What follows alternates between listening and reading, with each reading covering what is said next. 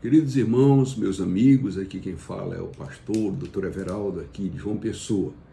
Eu volto ao YouTube para gravar esse vídeo para vocês, depois de algum tempo sem gravar. Como eu disse a vocês, eu não sou influenciador digital, mas quando tem uma novidade, ou na área evangélica, começou pastor, ou na área jurídica, começou advogado, eu tenho o prazer de ir aqui conversar com vocês. Hoje eu vou falar com vocês rapidinho a respeito dessa lei 14.647, de 4 de agosto de 2023. Essa lei acabou de ser promulgada.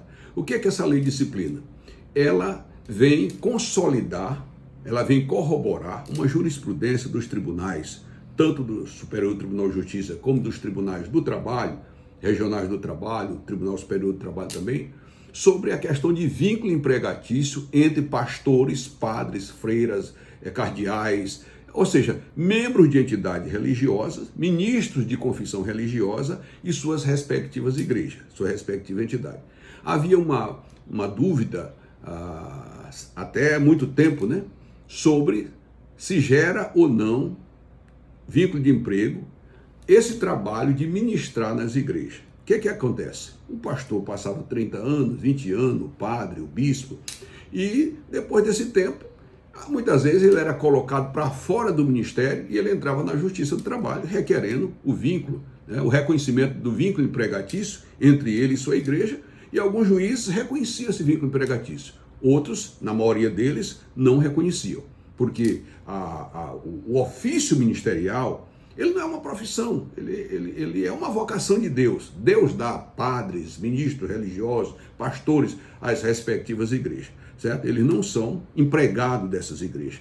Mas alguns juízes, né, da Justiça do Trabalho, pelo menos no primeiro grau, eles insistiam em reconhecer esse vínculo empregatício. Então saiu essa lei agora promulgada, né, onde ela modifica a CLT no artigo 442, e essa lei ela tem a seguinte redação no parágrafo 2º dessa modificação. Ela modifica lá a CLT, que diz o seguinte: não existe vínculo empregatício entre entidades religiosas de qualquer denominação ou natureza ou instituição de ensino vocacional e os ministros de confissão religiosa, membros de instituto, né, de vida consagrada, de congregação ou de ordem religiosa, ou quaisquer outros que eles se equiparem, e ainda que se dediquem parcialmente ou integralmente às atividades ligadas à administração da entidade ou instituição a que estejam vinculados,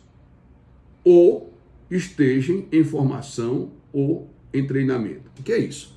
Além de não haver o vínculo empregatício entre a igreja e o pastor ou o padre, também as entidades dessas igrejas que têm a finalidade instrutiva, por exemplo, colégios, seminários, né? Se essas instituições educacionais, esses institutos educacionais tiverem a finalidade de formar bispos, pastores, freiras, diáconos, presbíteros, então, se essas atividades forem voltadas para a atividade ministerial do obreiro, então não gera vínculo empregatício. Agora, se for um colégio religioso, mesmo de uma entidade, mas que lecione, né, matérias seculares como português, matemática, história, certo? Faculdades, né, de engenharia, de medicina, mesmo pertencente a essas igrejas, se pastores, padres, freiras, bispos, lecionarem nesses colégios, nessas entidades educacionais, aí gera vínculo de emprego. Por quê? Porque elas não são voltadas para a finalidade específica da formação do obreiro. Então, é muito importante que haja essa observação, porque o parágrafo 3º dessa mesma lei, ele diz: o disposto do parágrafo 2º não se aplica aos casos de desvirtuamento da finalidade religiosa e voluntária.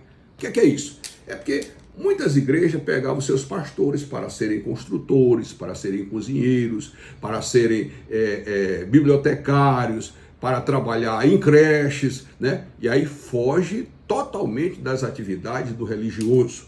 E por isso a Justiça do Trabalho vai continuar reconhecendo o vínculo de emprego dessas pessoas com as suas respectivas igrejas. Agora, se for, como eu disse, se for voltado para a atividade ministerial do obreiro, né, colégio de freira, né, seminários, escolas teológicas, mesmo que sejam, esses pastores lecionem nessas entidades, continua sem gerar o vínculo empregatício. Então, essa lei veio em bom momento, porque ela consolida a jurisprudência majoritária do Brasil, certo? De que muitas pessoas entram no ministério apenas para arranjar emprego, né? Eles não têm sucesso na vida secular, não deram para ser bancário, não deram para ser engenheiro, não deram para ser médico, e entram no ministério, certo? E depois qualquer problemas que eles tiverem, porque eles não têm a vocação, eles são então afastados do ministério, às vezes até por escândalo, né? Como nós estamos vivendo em período de muito escândalo nos ministérios, né? Nas igrejas. Então essas pessoas são afastadas e o que acontece? Elas entram na justiça pedindo reconhecimento do vínculo de emprego. E com isso, alguns juízes, né, desavisados, reconheciam esses vínculos de emprego e geravam milhões e milhões de indenizações para essas igrejas, que muitas vezes não tinham condição de pagar, seus bens iam a leilão, iam penhorados, né? E era uma frustração, uma decepção para toda aquela congregação. Por quê? Porque o mau pastor, que não foi chamado para o seu ministério, né? Ele entra ali, como disse, só para arranjar um emprego, para arranjar uma boquinha, não dá certo, e ele entra na justiça contra a sua igreja para receber indenizações vultosas, certo? Que oneram exatamente os dizimistas, as pessoas que dão seu dízimo suado para a manutenção da obra de Deus. Então vem essa lei aí que a gente tem que aplaudir, porque enquanto estava a nível de jurisprudência, o que aconteceria? Um juiz tinha um entendimento, outro tinha outro entendimento. Cada um seguia uma linha, um reconhecia o vínculo de emprego, outro não reconhecia o vínculo de emprego. Agora não.